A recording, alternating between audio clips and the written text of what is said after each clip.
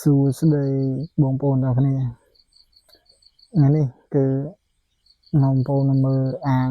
ដែលយើងរៀបចំថ្មីគឺជាអាងដែលយើងរៀបចំបែបថ្មីទេបងគឺការភ្ញាស់ដោយការភ្ញាស់នេះប្លែកពីសាមុនទេបងគឺយើងអត់ប្រើដីទេគឺយើងប្រើជាកញ្ច្រែងជ័របែបនេះបងប្អូនហើយការធ្វើបែបនេះគឺយើងទើបតែនឹងអាប់ដេតក៏ដូចជាសាកល្បងធ្វើមើលទេតើវាបានផលល្អអត់ហើយវាទទួលបានពងច្រើនដូចដែលយើងដាក់ដីឬមើលក៏អត់នេះក៏នៅការអាប់ដេតរបស់ខ្ញុំការដែលធ្វើថ្មីរបស់ខ្ញុំគឺខ្ញុំកែច្នៃថ្មីដើម្បីកាត់បន្ថយដីដោយសារតែ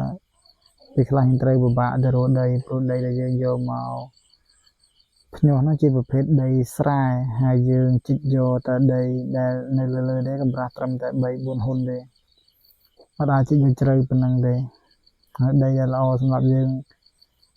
ភ្ញាស់មុននោះគឺដីស្រែតែឥឡូវនេះយើងពិបាកដីស្រែពេកដោយសារតែឥឡូវគេប្រើថ្នាំច្រើនអញ្ចឹងវាអាចនឹងមានបញ្ហាដែរអញ្ចឹងហើយតែយើងអាប់ដេត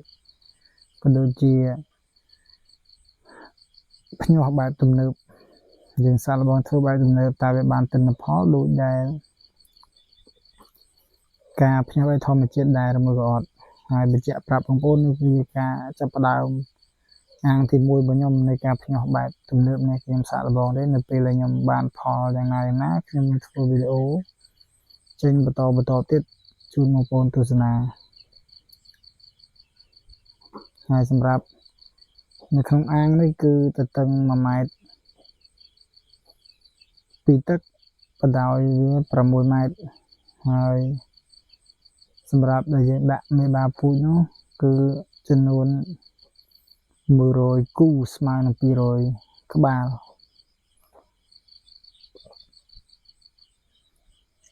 ហើយយើងដាក់កញ្ច្រែងជ័រនៅក្នុងអាងនេះគឺចំនួន80ជាងបងប្អូន80កតោជាងចឹងវាដាក់ឲ្យបានច្រើនដែរ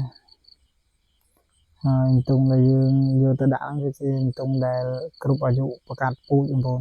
យើងថែវាឲ្យល្អហើយយើងយកទៅដាក់យើងមិនមែនយកទងសាច់យកទៅដាក់ទងដែលអត់មានសុខភាពល្អទងដែលឈឺទងដែលលាកល្បាវទេ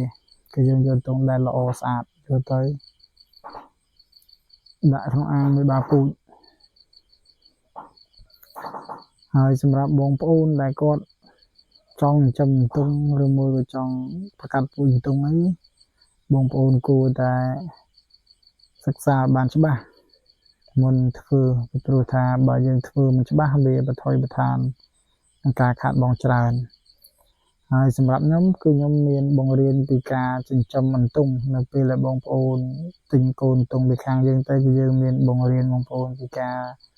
ធ្វើអាងការឲ្យចំណីការប្រើថ្នាំការព្យាបាលជំងឺយើងវិនិច្ឆ័យទៅលើជំងឺដែលកើតនៅលើអន្ទង់គឺយើងមានបង្រៀនបងប្អូនតែម្ដងហើយយើងក៏មានលក់ចំណីលក់ថ្នាំទាំងអស់ហ្នឹងដែរហើយនឹងបញ្ជាក់បងប្អូនគឺនៅពេលដែលទិញកូនអន្ទង់ទៅគឺយើងបង្រៀនពីការចិញ្ចឹមតែបងប្អូនទិញមេបាពីយើងទៅគឺយើងអត់បានបង្រៀនបងប្អូនពីបច្ចេកទេសក្នុងការភ្ញាស់ទេបងប្អូនហ្នឹងវាអាស្រ័យលើបងប្អូនចង់យកទៅមេបាយកទៅប្រកាសទៅមើលភ្ញាស់ឲ្យខ្លួនឯងហ្នឹងវាអាស្រ័យលើបងប្អូនតែបើ